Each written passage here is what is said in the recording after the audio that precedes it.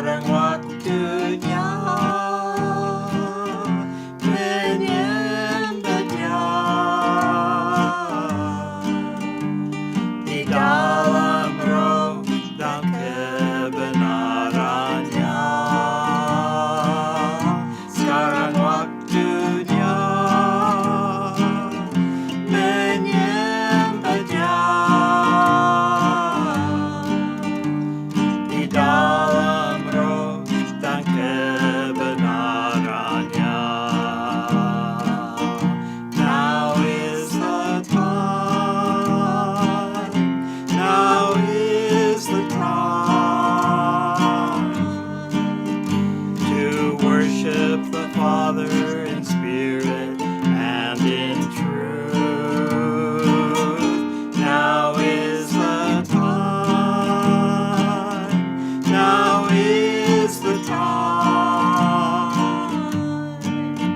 to worship the Father in spirit and in truth.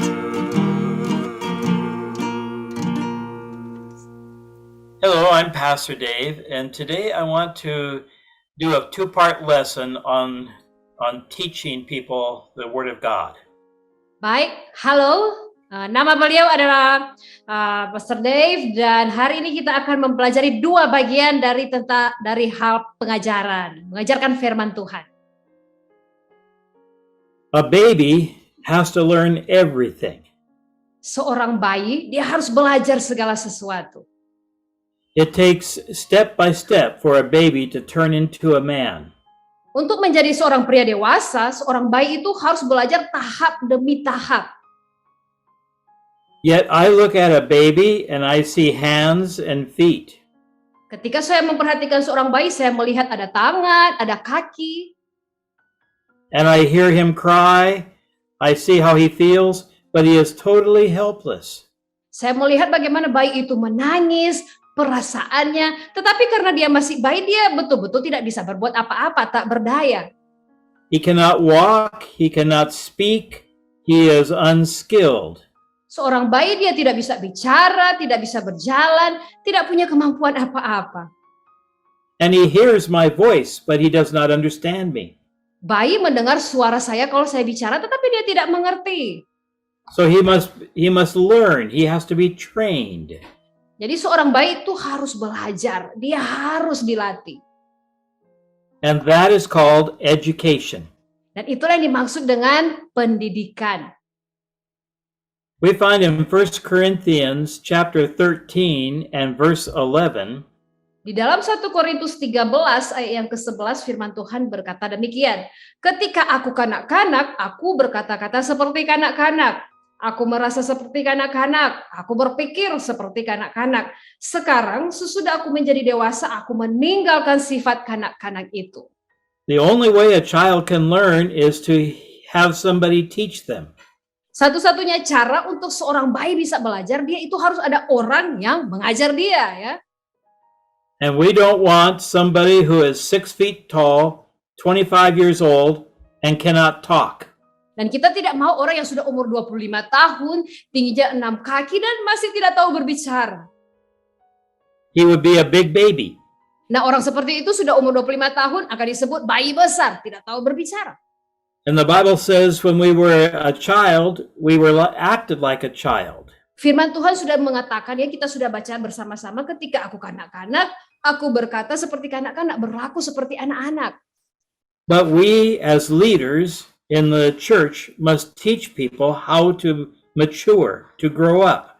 Tetapi sebagai pemimpin di gereja-gereja, ya, kita harus ajar jemaat kita untuk bisa bertumbuh menjadi dewasa. In 1 Peter chapter 2 and verse 2, 1 Petrus 2 ayat 2 firman Tuhan berkata demikian. Dan jadilah sama seperti bayi yang baru lahir, yang selalu ingin akan air susu yang murni dan yang rohani, supaya olehnya kamu bertumbuh dan beroleh keselamatan. that is the job of a teacher. Itulah tugas seorang guru. We have to break things down so that somebody can understand us. Kita harus melakukan sesuatu, ya, menjelaskan sesuatu supaya orang bisa mengerti kita. We have to make it clear or plain to them. Bagi orang-orang tersebut, hal-hal tersebut harus betul-betul mereka pahami dengan jelas. So everything about us has to be trained. Jadi segala sesuatu tentang kita itu harus dilatih, di-training ya. You have to learn how to use your voice and how to use your hands. Kita tuh harus belajar bagaimana mempergunakan suara kita atau menggerakkan tangan kita, memfungsikannya. Everything about us has to be trained. Segala sesuatu tentang kita itu harus dilatih. When a child goes to school, what does he learn? Ketika seorang anak pergi ke sekolah, apa yang ia pelajari di sana? Does he learn 1 plus 1 or calculus? Apakah seorang anak dia belajar 1 tambah 1 atau dia langsung belajar materi kalkulus, saudara? Yeah, he has to learn 1 plus 1 first. Pertama-tama tentu seorang anak-anak ya, dia harus belajar dulu penjumlahan 1 tambah 1 misalnya. So there are 7 rules or 7 laws of teaching. Jadi ada 7 hukum atau 7 aturan dari pembelajaran atau pendidikan ya. And I want to share these with you so that you can teach people the Word of God. Dan saya rindu membagi materi ini dengan Bapak Ibu Saudara sekalian supaya Bapak Ibu juga bisa mengajarkan firman Tuhan kepada umat, kepada orang-orang. There is the law of the teacher. Ada hukum guru atau hukum untuk pengajar. This is what the teacher has to do to be able to be a good teacher. Ini adalah hal-hal yang harus dipelajari oleh seorang guru untuk agar dia bisa menjadi seorang guru yang baik. There is a law of the learner or the one to be taught. Nah, ada juga hukum untuk murid ya. And there's a law of language. Ada juga hukum bahasa. And a law about the lesson. Ada juga hukum tentang pelajaran. Then there is the teaching process. Ada juga proses pengajaran. And the learning process. Dan juga proses belajar. And then review, and we've got to apply it to our lives. Nah, selanjutnya direview atau ditinjau kembali yang nantinya akan diaplikasikan atau diterapkan. So let's start with the law of the teacher. Kita mulai dari aturan yang pertama atau hukum yang pertama itu hukum untuk guru atau pengajar. The first thing is you must know what you are going to teach. Hal yang pertama Anda tuh harus tahu apa yang akan Anda ajarkan. Do you know why I do not teach you how to cook your food? Bapak Ibu, tahukah saudara saya tidak bisa mengajarkan kepada Anda cara memasak makanan? Because I'm not a good cook. Karena saya ini bukan seorang juru masak yang baik. So all your food would taste bad. Maka akhirnya makanan-makanan kalian akan tidak enak semua rasanya. But I have learned the Word of God. Tetapi saya sudah belajar firman Tuhan ya. And I want to know what this Word says so I can teach you. Saya ingin tahu apa yang dimaksudkan dalam firman Tuhan ini supaya nantinya saya bisa ajar itu kepada Bapak Ibu Saudara sekalian. But I cannot teach you everything I know. Tetapi saya tidak bisa ajarkan segala sesuatu yang saya ketahui. I can only teach you some of the things I have learned. Saya cuma bisa mengajarkan kepada Bapak Ibu beberapa hal yang sudah saya pelajari sebelumnya. And what I want you to do is to receive it. Dan apa yang saya ingin Anda lakukan saudara, yaitu menerima nanti apa yang akan saya ajarkan. And then understand it and be able to tell others what you learned. Kemudian memahami pelajaran itu dan akhirnya mampu juga untuk memberitahukan atau mengajarkan kepada orang lain apa yang Bapak Ibu sudah pelajari. See, Jesus understood all about heaven. Tuhan Yesus itu dia tahu segala sesuatunya tentang kerajaan surga. But he had to tell little stories so that we could understand it. Tetapi Tuhan Yesus harus menceritakannya dalam bentuk cerita-cerita kecil atau pendek ya supaya kita bisa memahaminya.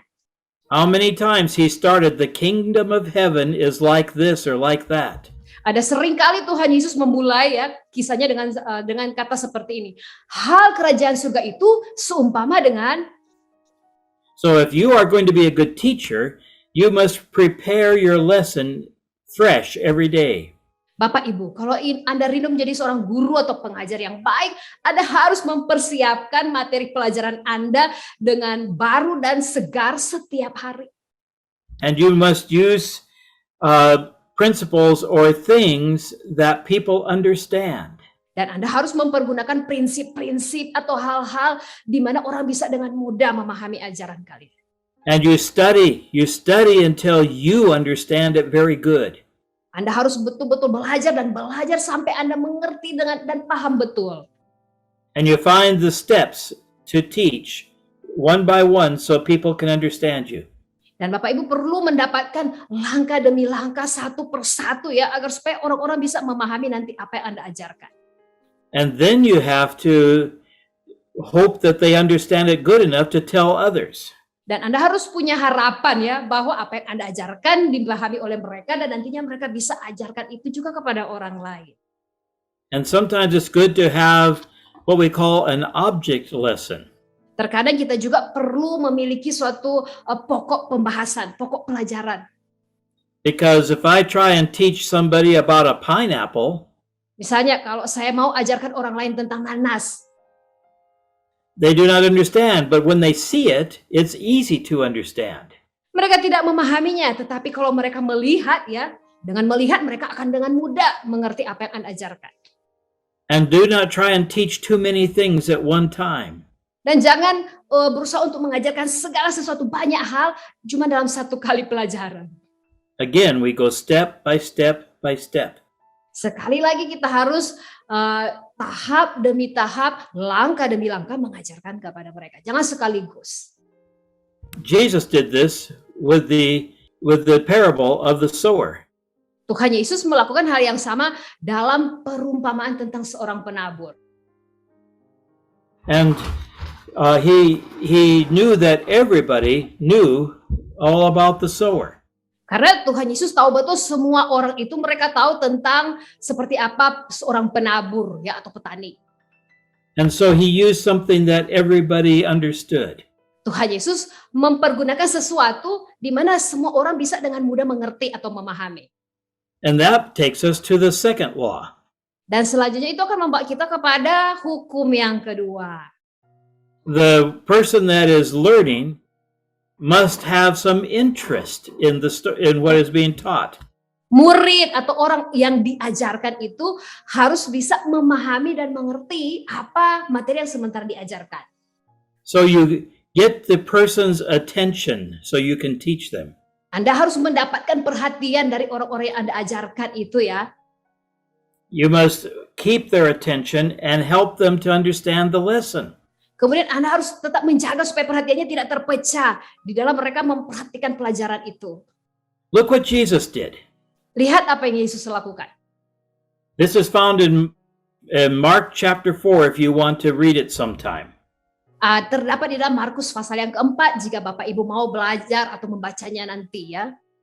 Jesus started talking to the people and he said, a farmer went out to put seed in the field. Di situ Yesus mengajarkan orang banyak dengan memulai dengan perkataan adalah seorang penabur atau seorang petani yang keluar untuk menabur benih atau pergi menanami ladangnya. Okay, we're getting the interest already. Wah, di situ kita sudah bisa mendapatkan ketertarikan dari para pendengar. What was this farmer planting?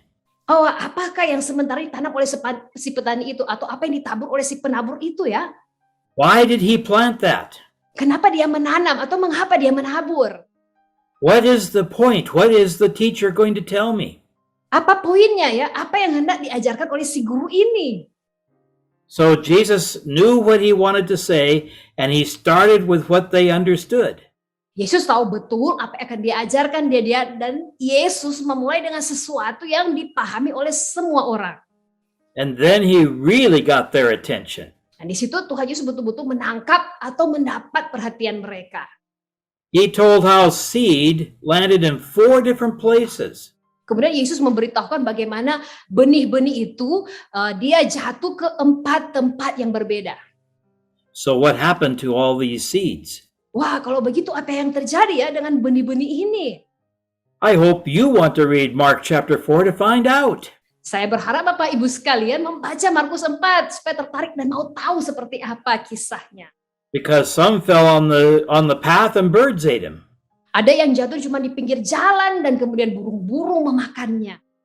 Some fell among thorns and thistles. Ada yang jatuh di semak belukar berduri. So the attention is all there, and the learner is receiving the truth. Di situ perhatian dicurahkan sepenuhnya dan akhirnya para pendengar mereka bisa menerima dan mendengar kebenaran. And Jesus kept their interest because he said they had a harvest, but it was not equal. It was not all the same. Dan Yesus mendapatkan atau berhasil menangkap perhatian mereka karena memang nantinya akan ada panen, akan ada buah-buah yang dihasilkan tetapi buahnya tidak sama. Some of the seed was 30%, some was 60, some was 100. Ada yang menghasilkan buah 30 kali lipat, 30%, 60 kali lipat, 60%, tapi ada juga yang 100 kali lipat, 100%. So he applied the word of God to their lives. Jadi Tuhan Yesus mengaplikasikan atau menerapkan firman Tuhan ini dalam hidup mereka. He says the word is the seed, the field is the world. Tuhan Yesus berkata, benih itu adalah firman Tuhan dan ladang itu adalah dunia ini. There's 4 types of growth and 3 types of results. Ada 4 macam pertumbuhan, dan juga ada 3 macam hasil. And now what I've done is I've taught you the first 2 points of my lesson today. Nah, apa yang sudah saya lakukan? Saya sudah mengajarkan 2 poin dari lesson kita atau pelajaran kita pada hari ini kepada Bapak Ibu Saudara sekalian. See, I know the lesson. Lihat, saya sendiri sudah tahu betul ya pelajaran ini. And you are receiving a lot of information. Dan Bapak Ibu Saudara sekalian, Anda menerima begitu banyak informasi. And the illustration is the farmer going out to the field. Dan ilustrasinya adalah si petani atau si penabur ini yang pergi ke ladangnya. And then it's easy to remember what happened to all the seed. Dan begitu mudah untuk kita mengingat ya apa selanjutnya yang terjadi dengan benih-benih yang ditaburkan itu. And then we know because the word is the seed and the field is the world. Dan kita tahu betul bahwa benih itu adalah lambang dari firman Tuhan dan bahwa ladang itu adalah mengenai dunia ini. Then you can apply it to your life about what you do with the word of God. Dan Bapak Ibu Saudara sekalian, Anda dapat dengan demikian dapat mengaplikasikan atau menerapkan firman Tuhan yang baru Anda terima, kebenaran yang Anda sudah terima ini. So, first of all, never start a class if you don't know what you are teaching. Hal yang pertama, jangan pernah memulai satu kelas, jangan pernah mulai mengajar kalau kalian tidak tahu betul apa yang kalian ajarkan ya Bapak Ibu. And if you lose interest, you've got to stop and get that interest back. Dan jika Anda kehilangan perhatian mereka, Anda harus berhenti dan berusaha mencari cara untuk mendapatkan kembali perhatian mereka. And you have to make sure the lesson fits the age of the person. Dan Bapak Ibu, Anda harus betul-betul memastikan bahwa pelajaran yang kalian ajarkan itu cocok ya, sesuai dengan usia mereka. Because if it's a 10-year-old or an adult, it makes a big difference. Karena beda mengajar kepada yang umurnya baru 10 tahun dan mengajar orang dewasa ya Bapak Ibu. Do different things so that the people receive what you are giving. Lakukan hal-hal yang berbeda ya, supaya orang-orang yang mendengar mereka bisa menerima apa yang kalian ajarkan atau apa yang kalian berikan itu. Now we have the law of language. Sekarang kita masuk kepada hukum bahasa. You have to understand what I am saying. Bapak Ibu, Anda harus bisa mengerti atau memahami apa yang saya ucapkan. And so I use an interpreter to make sure that everything in Indonesian is clear. Maka saya mempergunakan penterjemah supaya Bapak Ibu bisa mengerti apa yang saya sampaikan. If I use Indonesian here in America, no one understands me. Karena kalau saya ngomong dalam bahasa Indonesia di Amerika ini, orang-orang tidak akan mengerti saya apa yang saya ucapkan. Yeah. We have to understand what we are talking about. Kita harus mengerti, kita harus paham betul apa yang sementara kita sampaikan, ucapkan ya. Let me give you an example. Saya berikan contoh. A man drove a car down a road and hit a tree. Seorang pria mengendarai mobil di jalan dan menabrak pohon. Contoh kalimatnya begitu. Now, if I ask you what happened, I get all sorts of answers. Jika saya bertanya kepada Bapak Ibu Saudara sekalian, apa yang terjadi? Maka saya akan terima banyak jawaban. But now listen to this. Tapi coba perhatikan baik, dengar selanjutnya ya. An old man drove a sports car at 150 kilometers an hour down a dirt road and hit mango tree. Nah, coba perhatikan dan bandingkan dengan kalimat sebelumnya. Seorang pria tua mengendarai mobil sports dengan kecepatan 100 mil atau 160 km per jam di jalan tanah yang kasar dan menabrak sebuah pohon mangga. Now we know what happened to that poor man. Nah, sekarang kita tahu betul apa yang terjadi dengan pria tadi, ya. So what did I say? I gave the same sentence two different ways. Apa yang saya lakukan? Saya memberikan dua kalimat dalam dua cara yang berbeda. But you see, we have to understand the same language. Tetapi Bapak Ibu sekalian, kita harus bisa mengerti dengan bahasa yang sama. A man drove a car. An old man drives a fast car. Seorang pria mengendarai mobil atau seorang pria tua yang mengendarai mobil dengan cepat. It makes a big difference. Beda ya, bedanya besar di situ, perbedaan besar. And so many times in the Bible, we have the word father. Seringkali di dalam Alkitab kita bertemu dengan kata ini, Bapa. But I had a good father. Saya punya Bapa yang baik. But some people have a bad father. Tetapi ada orang-orang yang tidak punya Bapa yang baik. My father taught me good things. Bapa saya mengajarkan saya hal-hal yang baik. Other people have fathers that beat them, that hurt them. Tetapi ada orang-orang yang bapaknya itu memukul dia, menghajar dia. So we have to understand the word father to teach the word of God. Maka kita harus mengerti, paham betul kata Bapa ini sebelum kita ajar firman Tuhan, ya. We have to teach what love really means. Kita harus bisa mengajar arti kasih yang sejati, yang sesungguhnya. The love of God is wonderful. Kasih Allah itu luar biasa.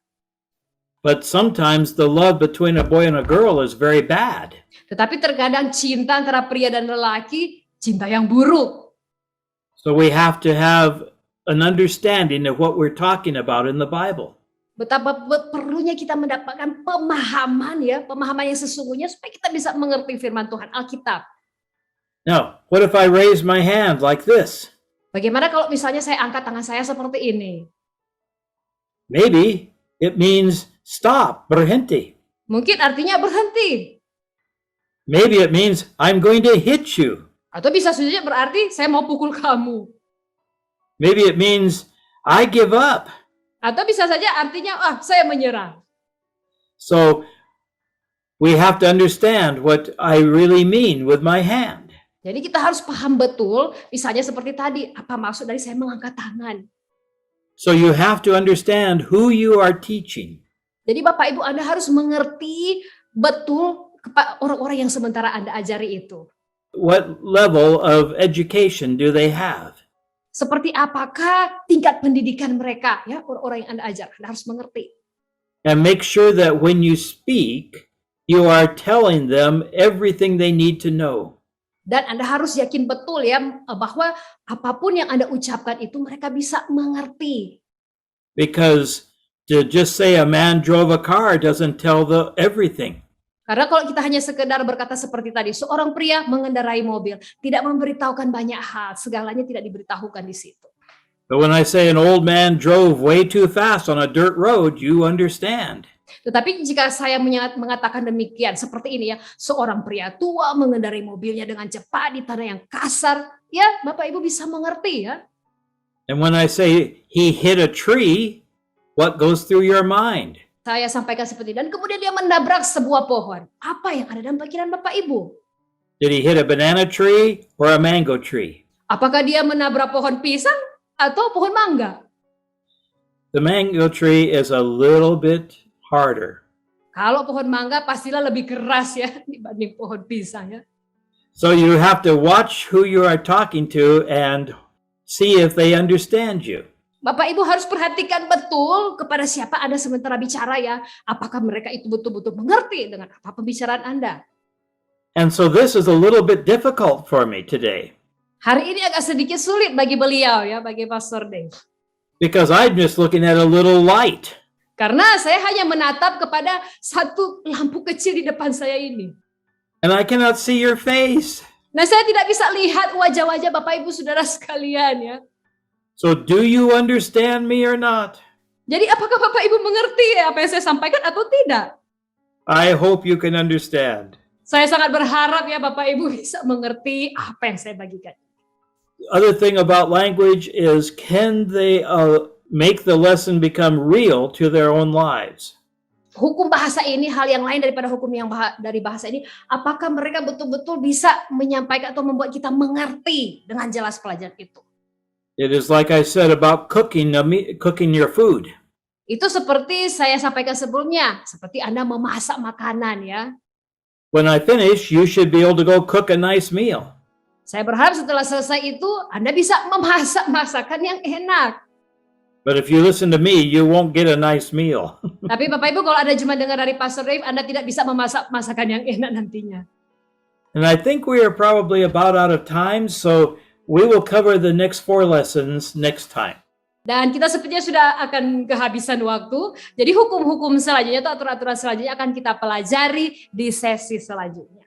But remember the law of the teacher. Tapi ingat baik aturan atau hukum guru. He must know what he is trying to say. Seorang guru harus tahu betul apa yang akan ia sampaikan. And the learner must understand what is being taught. Dan seorang murid harus mengerti betul apa yang diajarkan kepadanya. And we must have a language that everybody understands. Dan kita harus punya satu bahasa yang dimengerti oleh semua orang. So I understand a little Indonesia. Saya mengerti sedikit bahasa Indonesia, Pastor Dave ya. And I can say, Tuhan memberkati kamu. Dan saya mau katakan, God bless you. Yeah. Praise the Lord. Until next Puji time. Tuhan. Sampai jumpa di kesempatan selanjutnya. Sekarang waktunya menyembah Dia di dalam roh dan kebenarannya. Sekarang waktunya menyembah Dia di dalam roh dan kebenarannya. Now is the time, now is the time to worship the Father in spirit and in truth. Now is the time, now is the time to worship the Father